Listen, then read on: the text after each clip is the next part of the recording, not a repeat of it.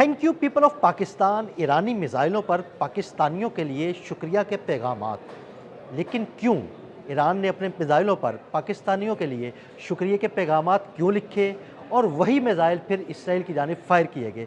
आमिर रज़ा मेरे साथ मौजूद हैं, उनसे बात करते हैं। आमिर भाई, मिसाइल तो इसराइल की जानिब फायर किए और अमरीकी अड्डों पर फायर किए, लेकिन उन मिसाइलों पर thank you people of Pakistan लिखा क्यों? देखिए, सबसे पहली बात तो यह है कि यहाँ के लोगों के दिल जो हैं वो धड़कते हैं हमारे ईरान के साथ भी, क्योंकि हमारे मुस्लिम भाई हैं, और हमारे सऊदी अरब के साथ भी। लेकिन आपने बिल्कुल सही अल्फाज इस्तेमाल किए, इन मिसाइल पर थैंक यू पाकिस्तान लिखा है।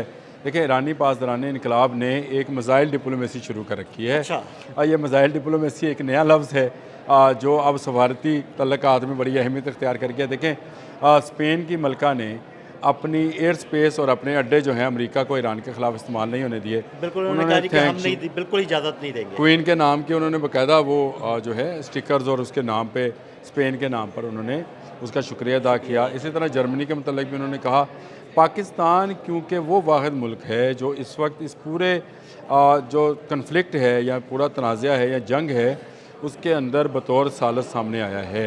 और इसका मैंने पहले भी बताया था कि मिस्र क्योंकि बहुत ज़्यादा इन्फ्लुएंस्ड है और ख़ुद भी मिस्र इस वक्त दो हिस्सों में अगर टेक्निकली देखा जाए तो तकसीम है।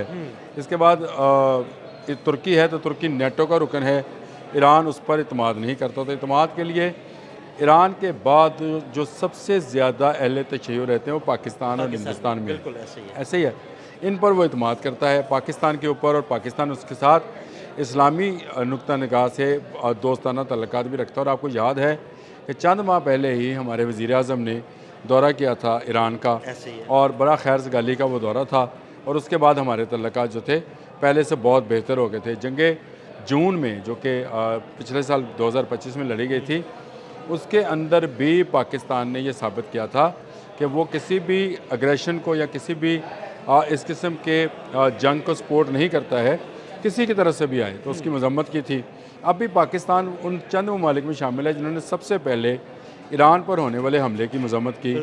सबसे पहले हमने मजम्मत की कि अली ख़ामनेई जो हैं उनका, और यहाँ के लोगों ने बाकायदा ज़ाहिर यकजहती के लिए रैलियाँ मुनक़्क़द की, सेमिनार मुनक़्क़द किए। अली ख़ामनेई के किरदार और उनकी इस्लाम के लिए जो कुर्बानी है उसके हवाले से मसाजिद में दुआएँ हुई। हाँ जी। ये वो सारी चीज़ें हैं जिनको पासदारान इनकलाब ने एक नई शक्ल दी है, और उन्होंने अपने हर मिसाइल के ऊपर कोई ना कोई ऐसा पैगाम ज़रूर लिखा है जो लोगों को लिए शुक्रिया अदा करते हैं। इसका मतलब हरगिज़ ये नहीं है कि जो मिसाइल जा रहे हैं वो किसी पाकिस्तानी टेक्नोलॉजी के हैं या स्पेन की टेक्नोलॉजी के हैं, लेकिन वहाँ के लोगों ने जो वक्त के फ़िरौन यानी नेतन्याहू के ख़िलाफ़ जो आवाज़ उठाई है उस पर वो लोग जो हैं शुक्रिया अदा कर रहे हैं। तो मेरा ख्याल है पाकिस्तान की कामयाब डिप्लोमेसी का यही सबसे बड़ा आंसर है कि एक तरफ डोनाल्ड ट्रंप जो है वो इत्मीनान का इज़हार कर रहे हैं। जब उन्होंने अपने एयरफोर्स वन के अंदर जहाज़ के ऊपर बात की तो उन्होंने कहा कि हमारे मुज़ाकरात जो हैं जारी हैं through a very noble country Pakistan. बिल्कुल। तो अब एक आपके पास ये एहसास है कि एक तरफ अमेरिका आपके साथ जो है तावन कर रहा है इस हवाले से कि ये जंग बंद हो, दूसरी तरफ ईरान कम अज़ कम आप पर इत्मीनान कर रहा है, और तीसरी जानब सुपर पावर चीन है जहाँ पर आज हमारे वज़ीर ख़ारजा जो हैं गए हैं, एक रोज़ा दौरा है, तो उसमें भी इन्हीं मामलात को किया जाएगा।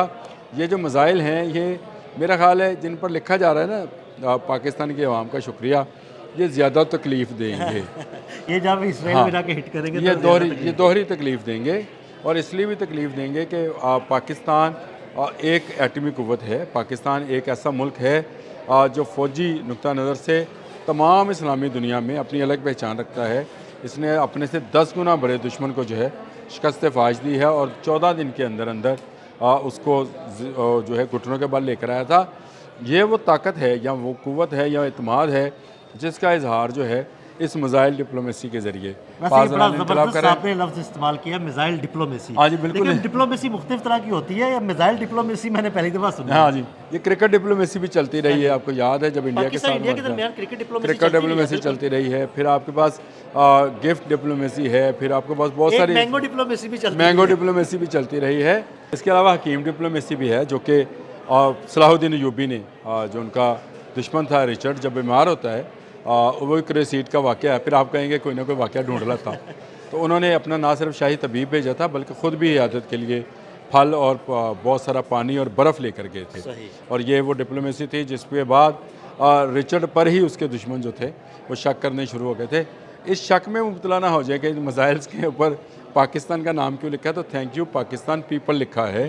यहाँ के लोगों ने जो ज़ाहिर यकजहती का मुजाहरा किया है और उसके बाद गवर्नमेंट ने जिस तरह की अमन डिप्लोमेसी या पीस डिप्लोमेसी को मुजाहरा इस वक्त कर रहा है। अब आपको पता है कि पाकिस्तान तो जब से जंग शुरू हुई है ईरान के साथ खड़ा है। देखें हमेशा से पाकिस्तान ने ईरान की हिमायत भी की और अब जंग रुकवाने में, जंग ख़त्म करने में और अमन के लिए भी पाकिस्तान जो है ना वो अपनी कोशिशें उसने तेज़ की हुई हैं कि किसी तरह जो है ना वो अमेरिका और ईरान की जंग खत्म देखिए ये पीस डिप्लोमेसी है जिसमें उसने 3 वज़रा ख़ारजा को बुलाया, तुर्की, मिस्र और सऊदी अरब, ताकि उनके साथ गुफ्त शनीद की जाए और उसके बाद चाइना का दौरा एक दिन का।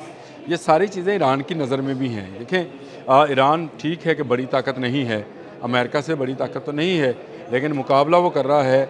अब जंग को शुरू हुए जो है इस वक्त आज 32वां रोज़ है, तो इसका मतलब ये है कि इतने अरसे तक अगर वो पामर्दी के साथ खड़े हैं तो वो अपने जोश, जज्बे और अपनी हिम्मत और इस्लामी रवायात के मुताबिक खड़े हैं।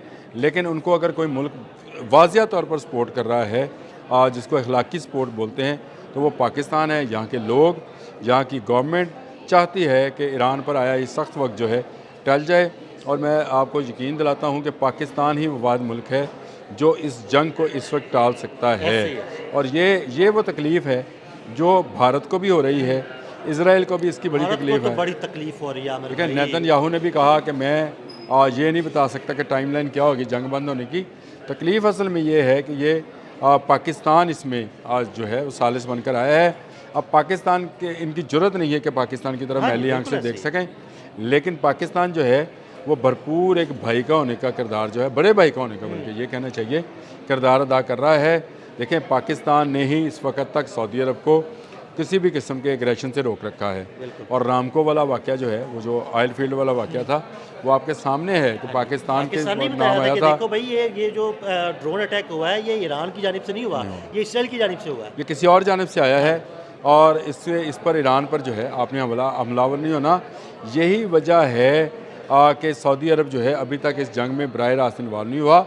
अगर वहाँ हमला हुआ है तो उन बेसिस पर हुआ जो अमेरिका के कब्ज़े में है।